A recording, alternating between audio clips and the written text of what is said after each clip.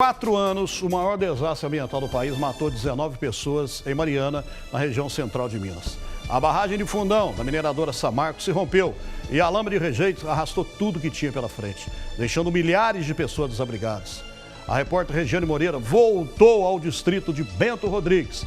Vai mostrar agora como é que está a situação da natureza e dos antigos moradores. Parece que somente 5% dos moradores teriam recebido as indenizações, hein? 5%. É um absurdo. Balança aí, vamos ver.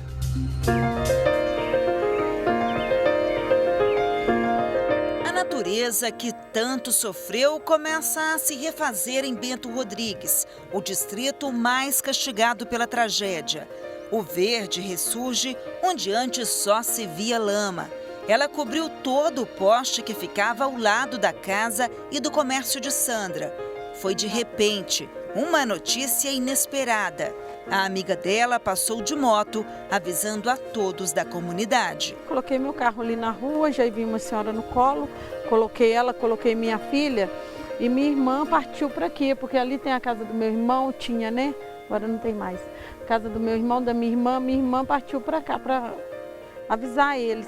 E eu fiquei na rua, aí falei com o rapaz que estava carregando a senhora, falei com ele, leva esse carro, salva essas pessoas que eu vou esperar minha irmã. Aí meu irmão passou aqui, que ela avisou ele lá, passou aqui, ela subiu na caminhonete dele, eu entrei no carro de um amigo para a gente sair mais rápido da área, né, que a lama já estava tomando esse local. Sandra continuou no lugarejo até conseguir avisar os outros parentes. Foi o tempo de deixar o local para tudo vir abaixo.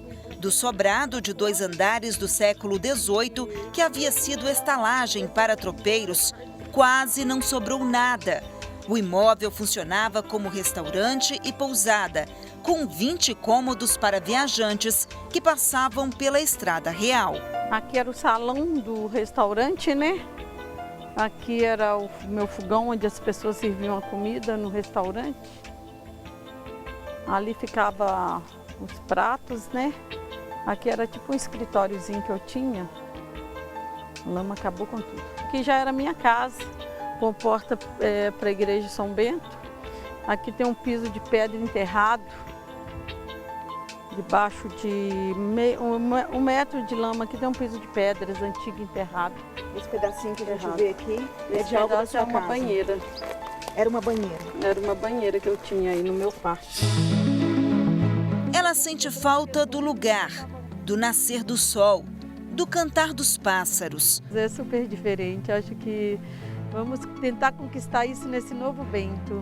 Mas por mim, eles teriam feito minha casa nesse local, meu restaurante. Por mim, eles teriam que limpar a bagunça que eles fizeram e me devolver essas terras, não me dar outras, que o processo está muito lento. Eu acho que se eles tivessem limpado essa área e feito minhas paredes, eu acho que eu já estava dentro da minha casa.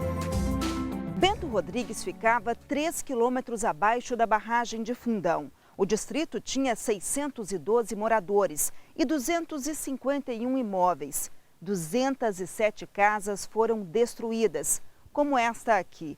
Sobraram apenas algumas paredes e ferros retorcidos.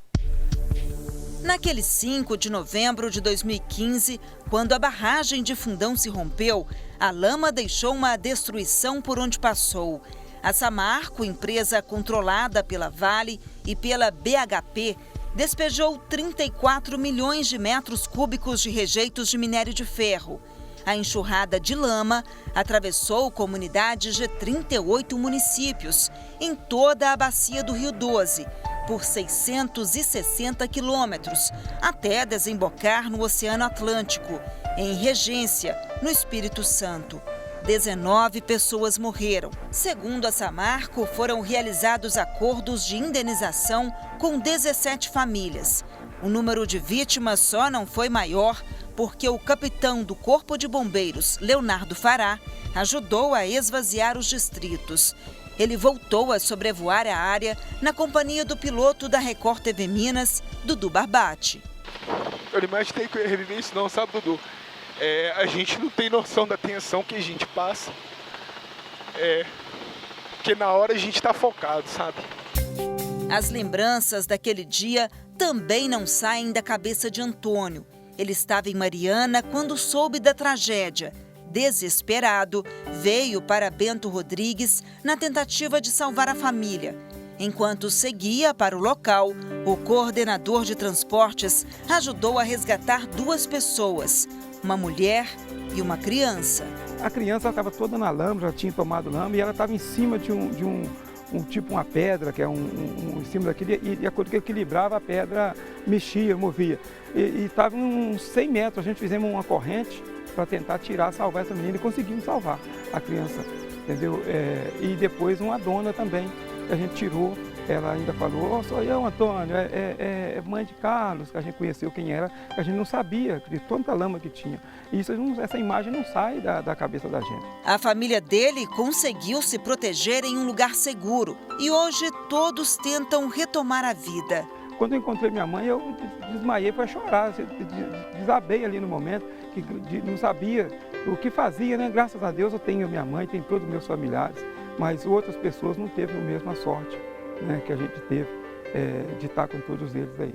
A propriedade onde a família criava gado está debaixo d'água. No local foi construído o dique S4.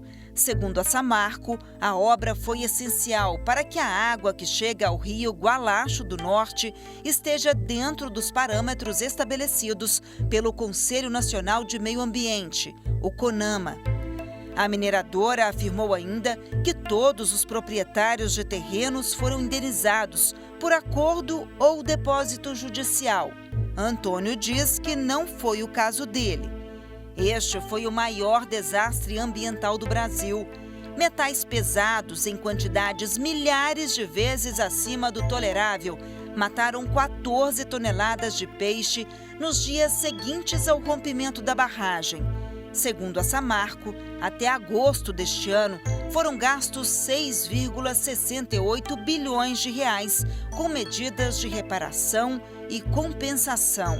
A Fundação Renova garantiu que nos próximos 10 anos serão reflorestados 40 mil hectares de Mata Atlântica na bacia do Rio Doce.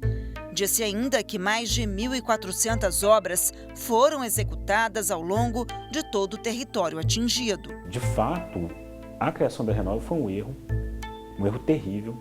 Foi o pior, depois do crime, depois da data do crime, a coisa pior que eles fizeram foi criar a Fundação Renova. Ela não é eficiente, ela já gastou 6,68 bilhões de reais e a gente não viu essa reparação chegar na ponta, efetivamente para os atingidos.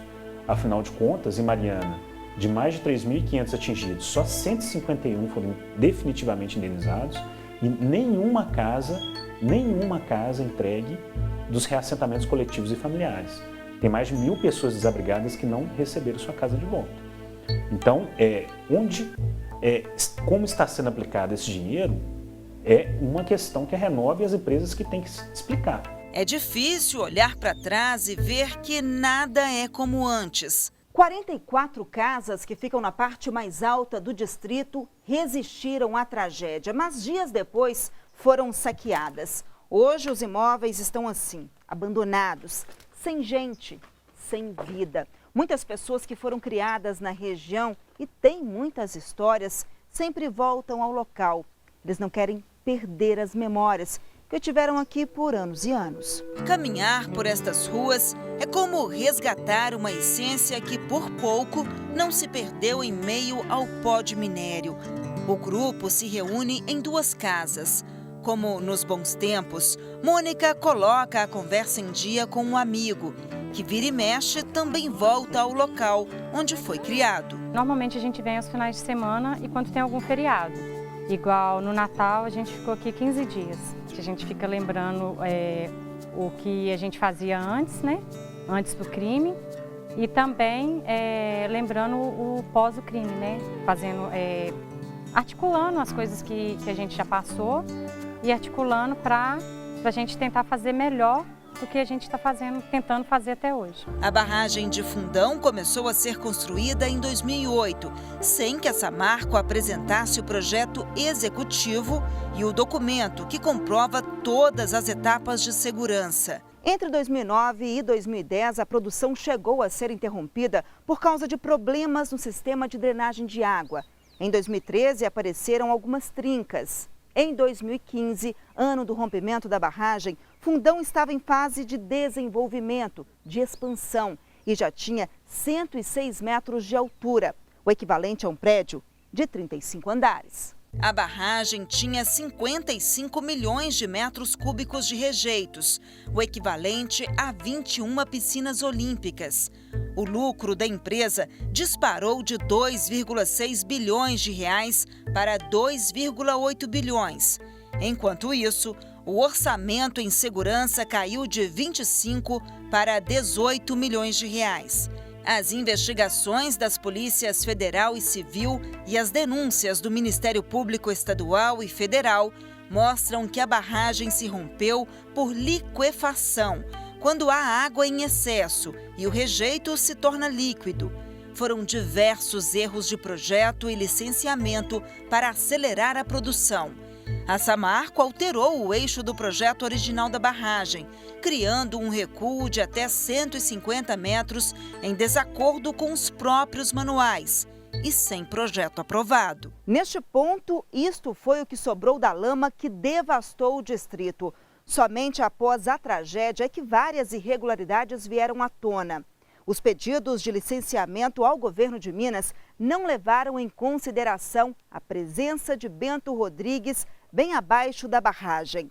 A Samarco também não informou que a Vale jogava rejeitos da mina Alegria em Fundão. Uma tubulação de 4 quilômetros despejou 5 milhões de metros cúbicos de rejeitos entre 2008 e 2015, na barragem que se rompeu. A barragem a montante é ampliada, tendo como parede o próprio rejeito. É o método mais barato e inseguro. A cada alteamento, como se fosse um novo andar, a estabilidade precisa ser rigorosamente avaliada, por causa do risco do aumento da pressão da água. Diante desse quadro de denúncia sobre maiores problemas psíquicos, psiquiátricos entre a comunidade atingida, nós requisitamos, junto à assessoria técnica dos atingidos, que, por sua vez, encomendou esse estudo pela UFMG, e os pesquisadores identificaram que entre a comunidade atingida de Mariana há 3 vezes mais problemas psiquiátricos do que na população que não é atingida. Então, são 3 vezes mais casos de depressão, ansiedade e outros problemas psiquiátricos. Eu até uso a falar muitas vezes que a tragédia ela é contínua, né? Que a cada dia você vê uma pessoa reclamando, uma pessoa ali sofrendo, pessoa doente, pessoas perdendo a vida e não alcançando aí o novo Bento. Então, ela é uma tragédia contínua.